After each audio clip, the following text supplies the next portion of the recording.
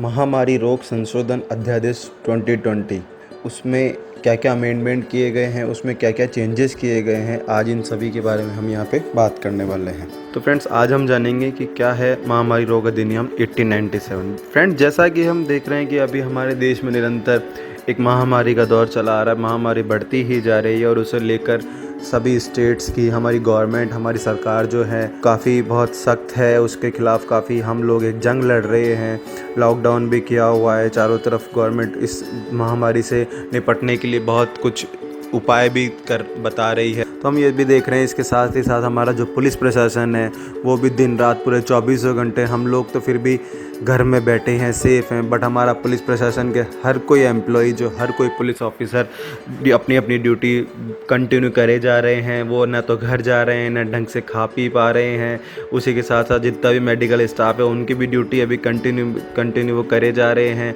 फिर भी हम लोग उनका इस बलिदान को ना देखते हुए हम लोग ये देख रहे हैं पुलिस से लोगों के द्वारा बदतमीज़ी की जा रही है, कानून को तोड़ा जा रहा है, कानून की धज्जियाँ उड़ाई जा रही है। वहीं कभी हम ये भी सुनते हैं कि न्यूज़पेपर में ये भी पढ़ते हैं, न्यूज़ में देखते भी हैं कि कहीं कोई मेडिकल टीम कहीं किसी का रिपोर्ट लेने गई है, कोई सर्वे करने गई कि भाई वहाँ कोई बीमार पेशेंट तो नहीं है, ताकि उसका एक बेटर ट्रीटमेंट दिया जा सके, उससे बीमारी आगे ना फैल सके। तो उस टीम पर ही वहाँ के जो लोग रहते हैं, वहाँ की कॉलोनी के, वहाँ एरिया के जो लोग, कुछ ऐसे चंद लोगों के द्वारा ऐसी घटनाएं की जा रही है कि उस मेडिकल स्टाफ के ऊपर पत्थरबाजी की जाती है, उनसे मारपीट की जाती है, उन्हें लाठी सरियों से मारा पीटा जाता है। तो ऐसी जो गलत गतिविधियां जो चल रही हैं, ऐसे जो गलत चीज़ें हो रही है, जो ऐसा नहीं होना चाहिए, ये सब पुलिस प्रशासन या मेडिकल स्टाफ या गवर्नमेंट जो कर रही है, सब किसके लिए कर रही है? सब हमारे लिए कर रही है। लेकिन इन सब चीज़ों को वो लोगों के द्वारा ना सोचकर, उन्हें तो पता नहीं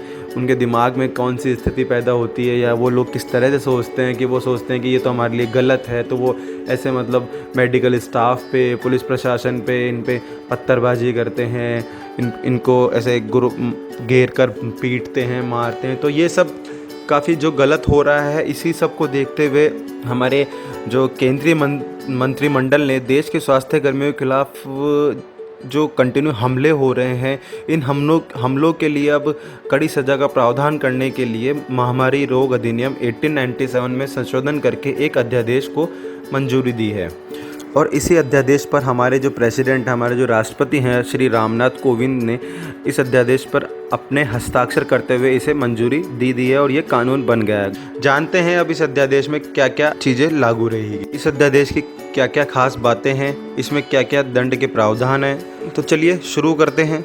इस अध्यादेश के जरिए फ्रेंड्स, हिंसा की गतिविधि, स्वास्थ्य सेवा कर्मियों और संपत्ति को परिभाषित किया है। इसमें एक नई धारा 1A के अंतर्गत रखा गया है। जैसे हिंसा की गतिविधि महामारी के समय में कार्य कर रहे स्वास्थ्य सेवा कर्मियों के संबंध में परिभाषित किया गया है। इसके अंतर्गत स्वास्थ्य सेवा कर्मियों को तंग करने वाले, अपहानि करने वाले, क्षति पहुंचाने वाले, अभित्रास पहुंचाने या जीवन पर खतरा पैदा करने वाले कृत्य शामिल होंगे। इसके अलावा साथ ही साथ फ्रेंड्स, इसमें स्वास्थ्य सेवा कर्मियों के कर्तव्य के निर्वहन के दौरान किसी प्रकार की बाधा पहुंचाना हिंसा की गतिविधि के अंतर्गत आएगा। यही नहीं, स्वास्थ्य सेवा कर्मियों की अभिरक्षा में या उससे संबंधित संपत्ति या दस्तावेज को हानि पहुंचाना या नुकसान करना भी इस हिंसा की गतिविधि के अंतर्गत आएगा।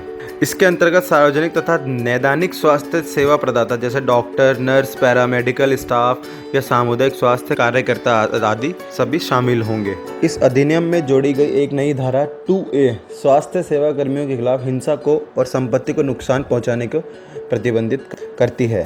साथ ही साथ धारा 3 के सब सेक्शन 2 के तहत एक स्वास्थ्य कर्मी के खिलाफ हिंसा की गतिविधि करने वाले व्यक्ति या उसकी संपत्ति को नुकसान पहुंचाने वाले या उस कृत्य का दुष्प्रेरण करने वाले व्यक्ति के लिए कम से कम 3 महीने की सज़ा का प्रावधान है। अभी इस सज़ा को 5 वर्ष तक बढ़ाया जा सकता है और 50,000 रुपये से लेकर 2 लाख रुपये तक जुर्माने की सज़ा भी दी जा सकती है। यदि स्वास्थ्य सेवा कर्मी को भारतीय दंड संहिता की धारा 320 के मायने में घोर उपहति कारित की गई है तो सज़ा 6 माह से यानी 6 महीने से 7 साल तक की सज़ा हो सकती है और जुर्माना 1 लाख रुपये से 5 लाख रुपए तक लगाया जा सकता है।